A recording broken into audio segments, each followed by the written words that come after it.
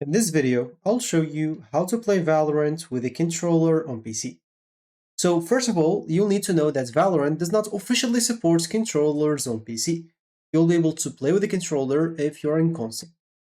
So in order to play with your console or with your controller in PC, you will need a software that converts the controller inputs into keyboard plus mouse control. For that, of course, you may be able to use or you can use the Xbox controller and PS4 / a PS5 controller. And of course, you would like to connect it to your PC using a USB cable or Bluetooth. After that, you will need to install a controller mapping software. So there are two popular ones. There is this WASD and there is Joy2Key. So both of them lets you basically remap the keys of your controller into the keys of mouse and keyboard. So as an example, this one is supported with all the controllers right here. And this one's example, you'll get information also in its website. So this website is joytokey.net and this website is rewasd.com. So go and download which one that you like.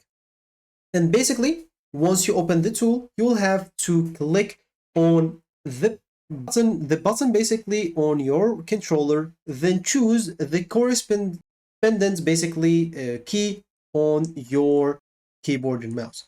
So, an example, you can choose the left stick is movement, the right stick is aim, RT, R2, as an example, is shoot, and Alt or L2 is aim. And of course, you'll be able to remap however you want. So if you want some crazy keys, you'll be able to set that up. Then you can just go and open your Valorant game and you'll be able to play. And of course, it will show that you're playing with mouse and keyboard, but you're actually playing with your controller.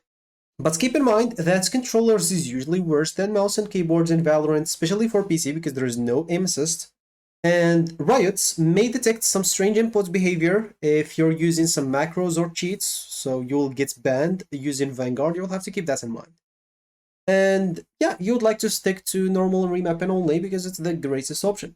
So that should be it for me in this video. Thank you for watching and goodbye.